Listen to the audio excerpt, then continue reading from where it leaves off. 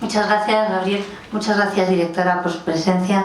Gracias a todos los asistentes a esta rueda de prensa del Día de la Atención Primaria, una semana después de lo que hubiera correspondido pues las votaciones y estos problemas que tenemos. Bueno, quería dedicar mis palabras a la financiación de la atención primaria de salud, pero no puedo hablar de cifras sin hablar de nuestros problemas.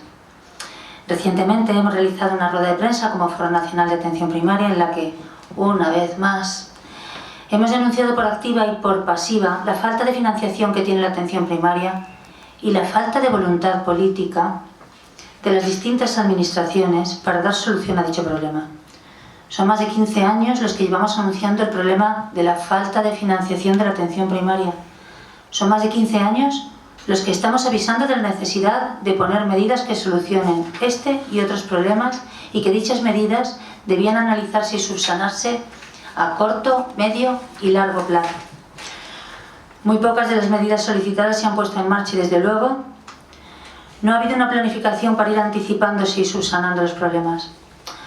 Nada se ha hecho a corto, ni a medio, ni a largo plazo. Eso sí, se han hecho muchos anuncios de todo tipo de planes de mejoras de atención primaria que posteriormente las administraciones no han sido capaces de desarrollar adecuadamente.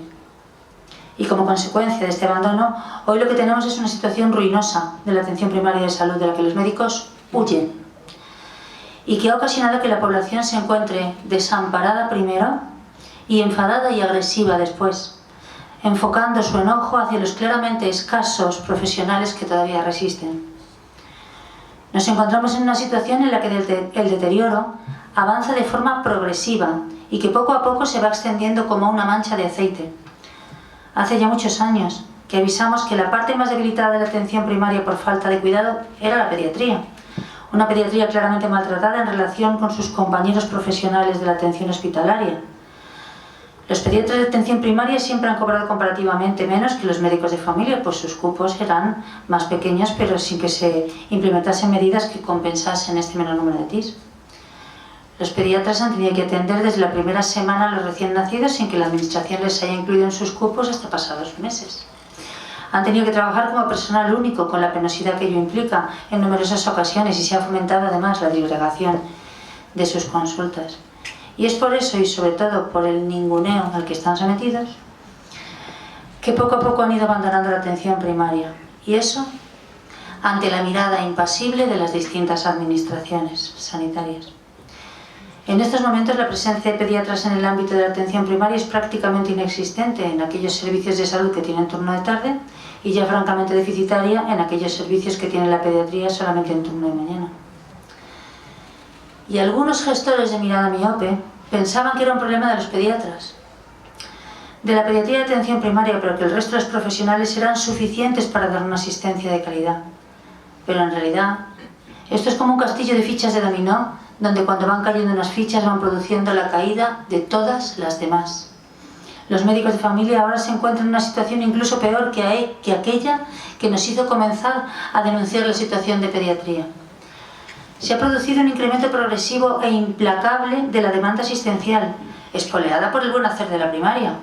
Muchas veces hemos dicho que morimos de éxito.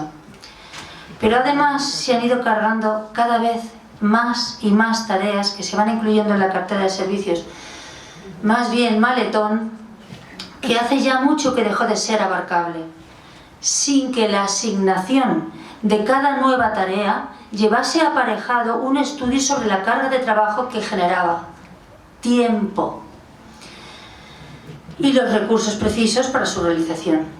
Pero además de la desmesurada carga laboral, los contratos ofertados a los nuevos médicos dispuestos a incorporarse a la atención primaria son con demasiada frecuencia contratos basura. Contratos de aquí para allá, de refuerzo, de área, a veces sin asignación de cupo de pacientes que permita desarrollar las funciones básicas de la atención primaria. En muchas ocasiones, contratos de tarde eternos en grupos de edad con elevadas necesidades de conciliación, sin medidas eficaces, lo que hablábamos de los puestos de difícil cobertura, para la que atención primaria sea capaz de llegar a todos los rincones de nuestra geografía. Los salarios de los médicos de salud no son competitivos con los países de nuestro entorno. y no son homogéneos entre comunidades autónomas, lo que ocasiona flujos de profesionales entre las comunidades en peor situación a otras algo mejor, pero siempre peor que el resto de los países de nuestro entorno. Desvestimos un santo para vestir a otro. Por ejemplo, recientemente hemos podido comprobar que el porcentaje de gasto de personal de atención primaria es más de un 10% en unas comunidades autónomas que en otras, en las que casualmente hay un 30% menos de profesionales dispuestos a trabajar en este nivel.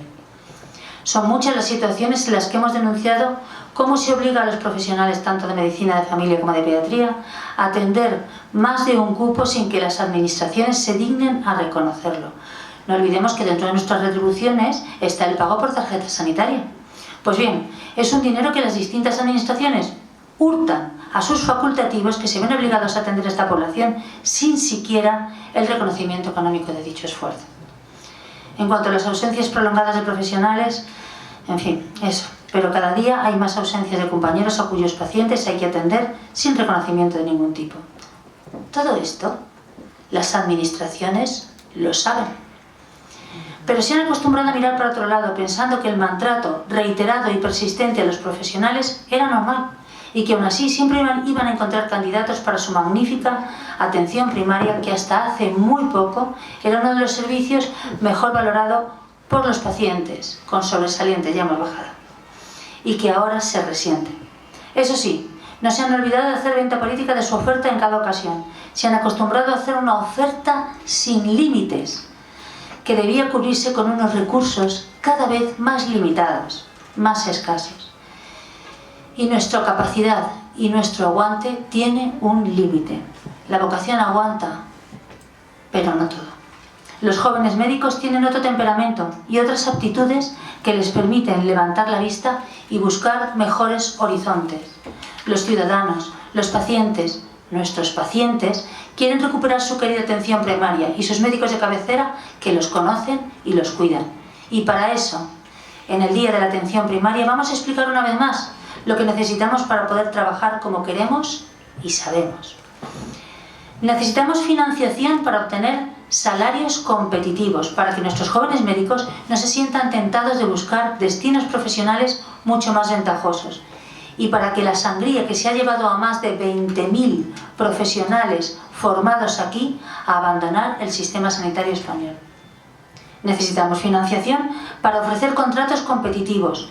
No es serio ofrecer contratos basura a los profesionales cuya formación es más larga y luego rasgarse las vestiduras porque no se encuentran profesionales. Si los sistemas actuales de provisión no son justos ni ágiles, cámbienlos. Necesitamos financiación para tener tiempo para atender a nuestros pacientes. Esto es probablemente lo más importante que necesitamos. En estos momentos la I+D en atención primaria es una utopía, al menos dentro de nuestro horario de consulta. Esto probablemente es lo más importante. Decir que necesitamos tiempo es decir que necesitamos más médicos trabajando. Y la falta de médicos no debe subsanarse a base de subempleo. Y mucho menos en una situación como la actual en que los médicos son tan escasos. No cabe, en pleno siglo XXI, un sistema sanitario que se base en el subempleo para su cobertura. No puede ser. Considerando las ausencias ordinarias y extraordinarias de los profesionales, se calcula que de media son necesarios 6 médicos para realizar el trabajo de 5 cupos de médicos. Y esa debe ser la línea de contratación. Los equipos de atención primaria deben dimensionarse con una estructura suficiente para la autosuplencia y emplear al personal suplente de forma muy ocasional ante situaciones extraordinarias sobrevenidas. Cualquier otra cosa ya es imposible de asumir. Y hay que hablar claramente a los ciudadanos sobre lo que se puede y sobre lo que no se puede dar. Igual que pedimos racionalización del consumo de agua, del consumo de luz, del consumo de combustibles. Igual que pedimos cuidar el planeta, tenemos que cuidar la atención primaria. Y es responsabilidad de todos. No quiero acabar hablando de cifras ni porcentajes necesarios para dar respuesta a estas premisas imprescindibles. No lo voy a hacer, porque lo hemos dicho tantas veces y no ha servido de nada, pese a que ese 25% de gasto de sanidad contaba con el aval de organismos internacionales, que cuenta con economistas entre sus filas. Y tampoco nos corresponde como profesionales hacer ese cálculo. Pero hay que hacerlo ya. O explicar a la población que paga tantos impuestos, que no son capaces de cumplir lo prometido y garantizar la atención primaria de calidad que los ciudadanos merecen y desean. Muchas gracias.